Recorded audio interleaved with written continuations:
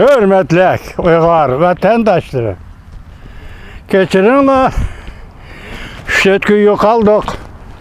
Sebebi bundan hem desanılmış vaziyette bir özgürlük bolsala. Meni kompüterimde özgürlük yurda vatandaşlar.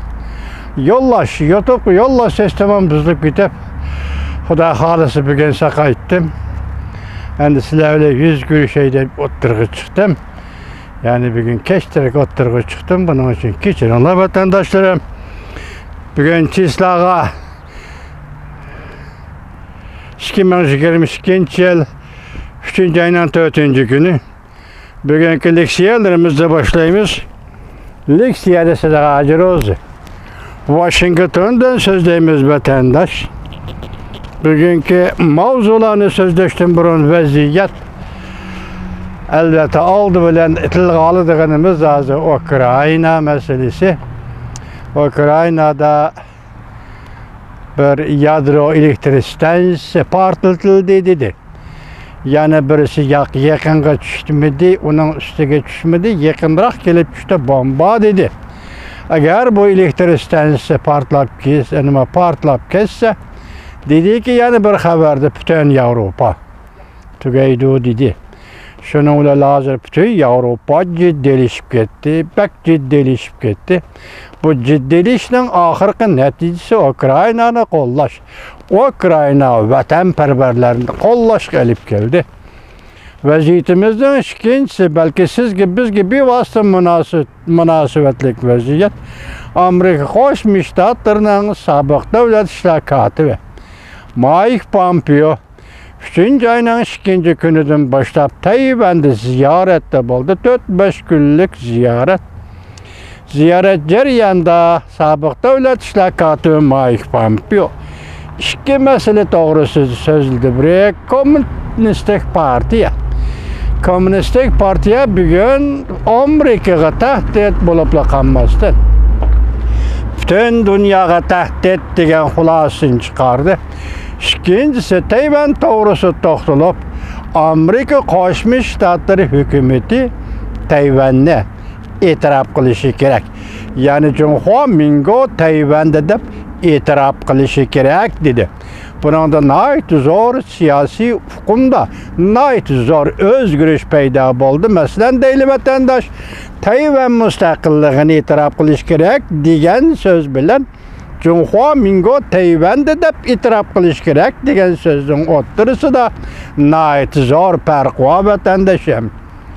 Adli bir misal ile düşündürsek, eğer Amerika Koşmuş Ştatları Tayvan müstakil dep itiraf kılsa, Cungo Kompartiyası kuruqluqda öz halıda turayıverdi degen gep. Mesela Tibet'ni itiraf kılsa, Cungo Kompartiyası öz halıda öz orunda turayıverdi degen gep.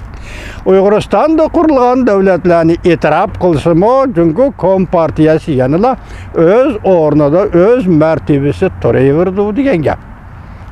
Ayrım bağanda. Endi bu kıtımki atalı karısınız Cumhur Mingo Tayvan'da dep itiraf kılışı gerek Amerika degende bunun hakikiyaki bevasıta manisi Cungo Kompartiyasının kuruqluq yaki Cungo hükmranlık kılışını inkar kılıştan direkt bir vatandaş. Yok, Cungo Kompartiyası yok demekçi ol. Bunun ornuna Gomindan yani çoğun kuruluq çıqamda kandak. Biz arlıq silah bir qançı qıtım söz degeni yok bu ne? Hazır vaziyet benim içinde kelivatıdır. Hazır meyli qaysı olsun Tayvan, Gomindan olsun, Yaumin Jinfu olsun, ya ki qaysı olsun mesela Tayvan, üzü olsun itiraf kılış Amerika Koşmuş Ştatlarının itiraf kılışını bugün Tayvan'a berip muavini sabık devlet işler katibi Mike Pompeo bugün Tayvan'a berip notuk sözlep ağızdan çıkardı degen gep. Endi siz Cungo Kompartiyasının rayı qarap bakın. Cungo nemi kunde bununla qarap bakın. Onun üstüge hazır asta.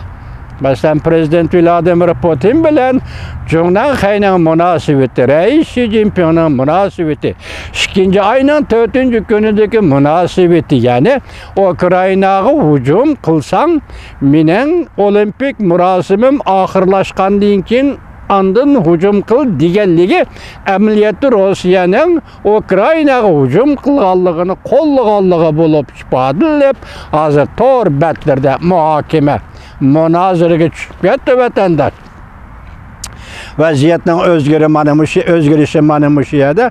Onda BBC bir parcha maqola e'lon qilib dediki, urush mayli prezident Vladimir Putinning g'alabasiga hal bo'lsin.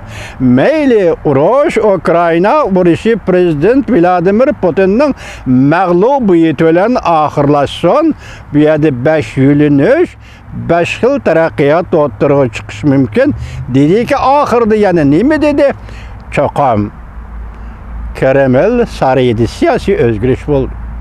Yani prezident Vladimir Putin taxtdan tushdi degan gelib keldi vatandaş.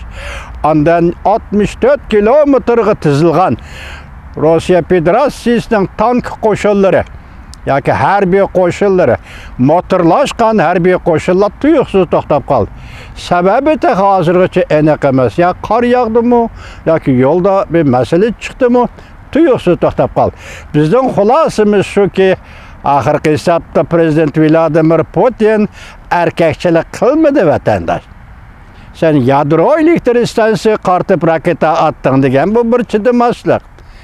26-kuni men yadro qurollarini ishiltaman deganing bu bir chidamaslik. Yani Ukrainada kichikkina bir davlatga o'zingdan ayrilib chiqqan bir davlatga yoki o'zing bilan o'xshash Slaviya millatiga mushundaq muomala qilgan vaqtda prezident Vladimir Putin nisbatan aytganda bu erkakchilik bo'lmadi vatandoshim.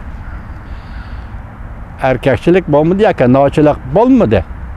Endilikda hozir BBC'ning maqolasi deyani shunday deyildiki, bu qatim agar Ukraina qo'ldan kelsa, prezident Vladimir Putin armiyasi Ukrainani besib olsa yoki zabt qiladigan bo'lsa, u vaqtda 3-tahdid Baltiq bo'yidagi 3 davlatga keladi, ya'ni Azaniya, Estoniya, Latviyaga keladi dedi.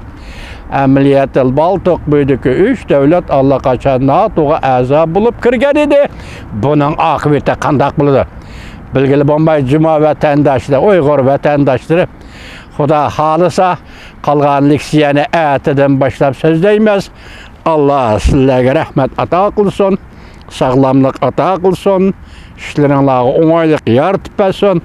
Vaziyat endi hozir Jungoning 5'imi qatadigan, 5'ning 2'mi qatadigan, 3'imi qatadigan. Siz biz o'ylamagan ekanmiz vatandosh. Kim o'ylagan?